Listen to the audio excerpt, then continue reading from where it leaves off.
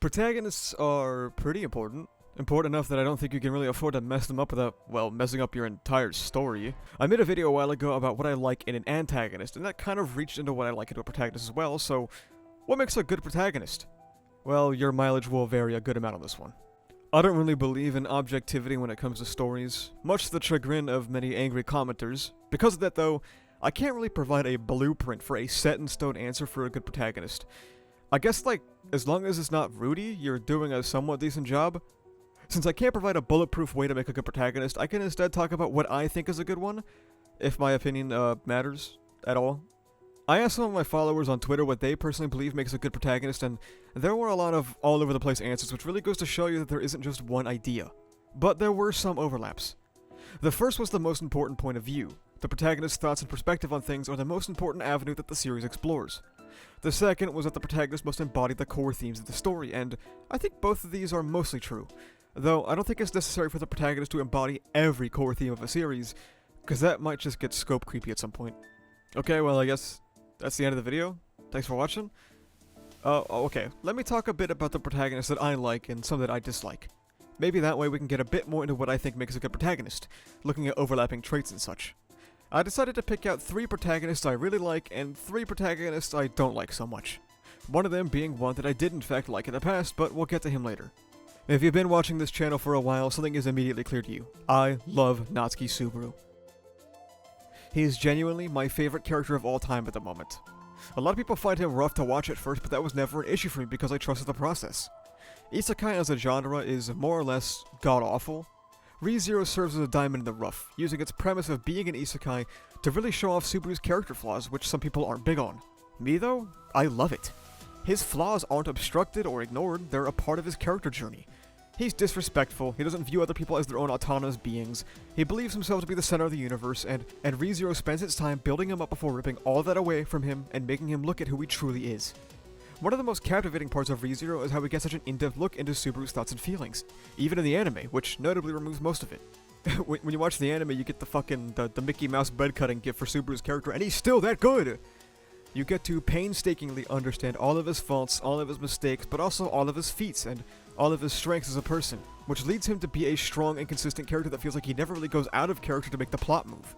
You can always, at least more or less, adequately predict what Subaru would do in a situation because of how well you can understand him. His view on the world is flawed, and he spends a large chunk of ReZero having to overcome these negative thought patterns.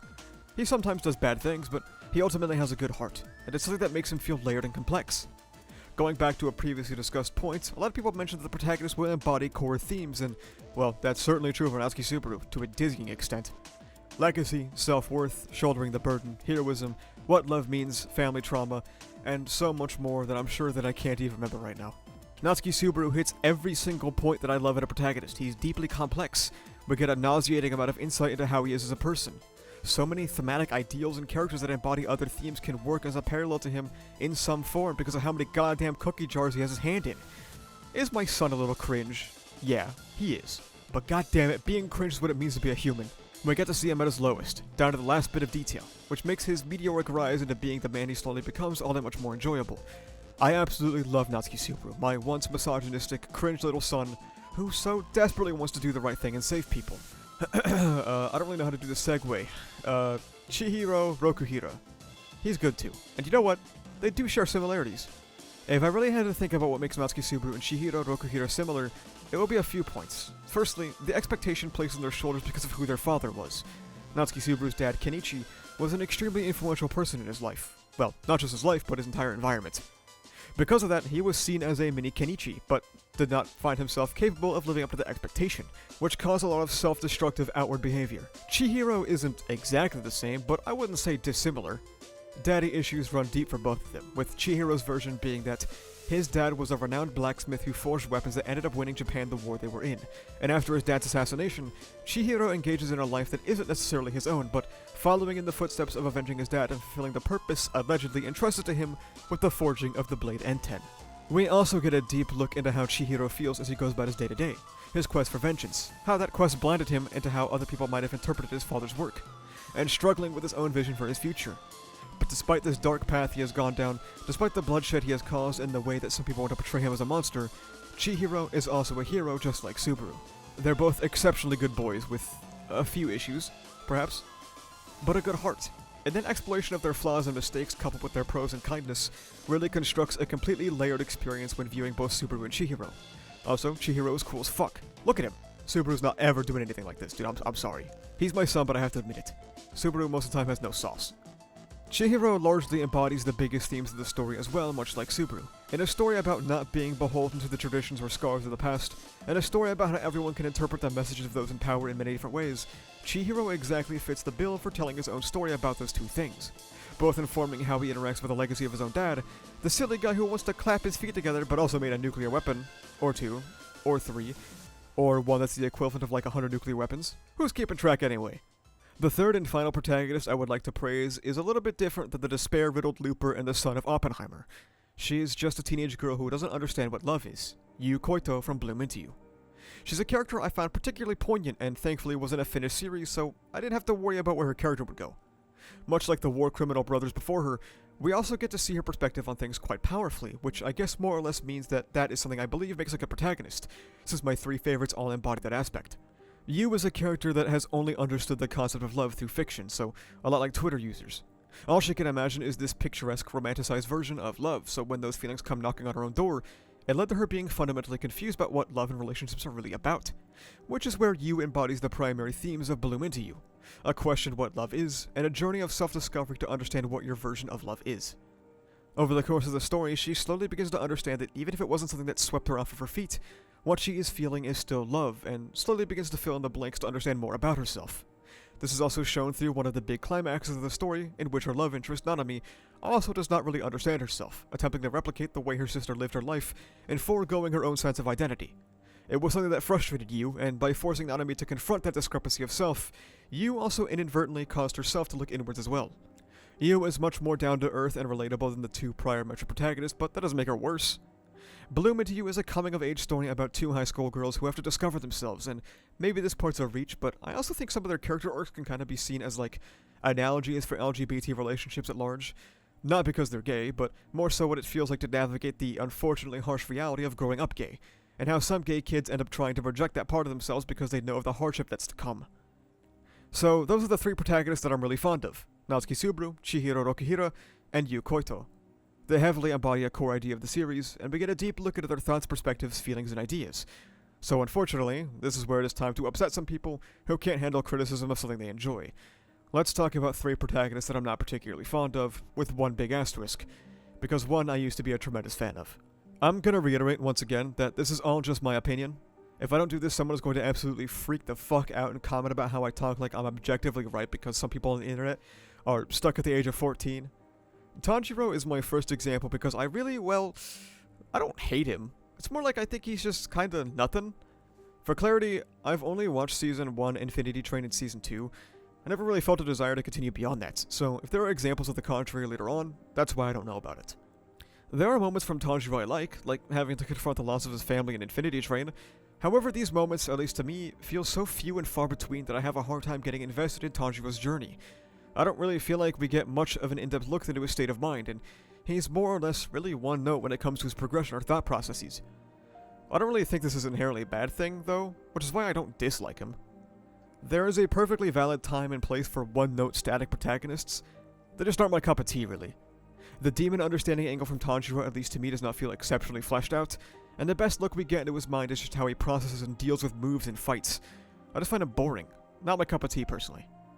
Kafka from Kaiju number 8 is my next example of a protagonist I don't really like, and personally, I think it's because I expected more out of it. Having a 30-year-old protagonist for a shonen made me think that Kaiju number 8 was planning on doing something different from standard shonen. Not having a teenager in itself was a big change from the standard formula. However, at least for what I read of the story, it often underdelivers or doesn't deliver at all on that prospect. To clarify, I don't believe that Kafka isn't allowed to be silly and outgoing because he's an adult. That thought just comes from other teenagers who think too highly of adults. I thought a more down-to-earth approach on someone who felt like they were past their prime, struggling in a job that wasn't all glamorous, was much more engaging than Punch Kick Kaiju Edition. From what I read in the manga, we did not get a deep introspective look into the mind of a man who felt he had missed out on his life goals, now getting a new opportunity. We got to spend time with a man who could be a cardboard cutout of any other shonen protagonist out there. his age and experience in life almost being irrelevant outside of the occasional, "Oh man, I'm so fucking old and fucked up" comments. Not even asking for Kafka to stay as a cleanup specialist like he was at the beginning, because I understand the series wanted to expand past that, but more reflection on where he ended up or even being able to use that experience more in battle would have been preferable. All of the characters I became familiar with in Kaiju number 8 had more or less a unifying theme, that people are more than what you see on the surface. The image they project to the people around them doesn't necessarily reflect what's going on in their lives or in their mind. This seems largely true for everyone, except, well, Kafka, who is exactly what you get on the tin. A boisterous, stereotypical shonen protagonist that I honestly wouldn't be able to tell you what thematic ideas he embodies. Not to say he doesn't embody any, it's more that I'm uninterested in actually attempting to dissect him after the initial hook of his character was dropped. Broken promises, half-baked execution, and a character that feels as shallow as a puddle. Kafka is not a character I particularly like, though I want to reiterate there is probably a lot of Kaiju number 8 that I didn't get into, so if you feel this is a bit lacking or outdated, that's why. Sorry. What I'm more sorry about is who I'm talking about next, because it's basically like reopening old wounds or trauma for some of you. I touch on My Hero Academia still every now and then since it ended, but I haven't talked about it at length since the retrospective part 3 in August of 2024. Content warning, Izuku Midoriya. This character is a bit of a sore spot for me because unlike Tanjiro and Kafka, Midoriya was a protagonist that at one point I was very fond of. Primarily because he checked the boxes that we described earlier for other protagonists. We got an in-depth look into his thoughts and feelings towards certain events, following him during his journey to learn how to wield One for All and be the hero he always wanted to be. Midoriya embodied many of My Hero Academia's central themes. The pressure of expectation, what it means to be a hero, the theme of the previous generation passing the torch to the next, and reaching out in connection. So, if Midoriya had all that going for him, why do I dislike him now? Well, if you watched any of my previous MHA content, which is basically like archaeology at this point, you already know. I started to dislike Midoriya because he stopped doing all those things. I'm not sure what happened to him after the first war arc. I guess he got lobotomized? Everything that made Deku an interesting character stopped existing right then and there. Well, that's not totally fair. There was some good stuff in the following arc, Villain Hunt, as well, but there wasn't much. It genuinely just felt like a bait and switch, giving me everything I wanted in a protagonist and then cracking his skull open so that he could never have his own thoughts or opinions on things ever again. Rarely does he get to weigh in on morally complex topics, rarely does he get to express his own ideas that aren't guided by the voices in his head. He gets flanderized down to his base traits, becoming an empathy machine, and a vessel for the power of One for All, which ironically was supposed to be the lesson of the Villain Hunt arc, that he was more than his own power. Deku was my favorite MHA character for a while, and to see him suffer from dementia made it extremely hard to actually find anything good about him. Fun fact, when I first started ReZero, which has now easily become my favorite series of all time, it was when I was most frustrated about Deku's character direction, and I got literally everything I could have wanted from Natsuki Subaru. It's probably a particular reason why ReZero resonated with me so much. I was so irritated by Deku, and Subaru went, "He did it again, huh?" Well, this was kind of just 6 pages of me rambling about characters I like and don't like. I don't really know how else to make a video like this since there are so many subjective factors. I at least hope that I was able to demonstrate to you what I think makes a good protagonist, and why your protagonist, should you follow these criteria, should not suffer an ice pick lobotomy for rawness and swag points. If you disagree with anything I said in the video, that's fair. I'm not the most well-versed with Demon Slayer or Kaiju number 8, just know that I never consciously try to misrepresent anything, and I'm not rage baiting. It's okay for me to just be genuinely stupid. Thank you so much for watching. If you like this video, make sure you subscribe for more. You can also check the description down below to become a member, which gives you benefits like early videos, membership badges, and cool custom emotes. You can join the Discord where we talk about ReZero, Kagurabachi, Jujutsu Kaisen, and all kind of stuff. Additionally, you can go to the channel store and pick up some awesome stickers made by our channel artist, so you can carry the power of Graphia with you on your water bottle. That's about it though. Thank you for watching. See ya.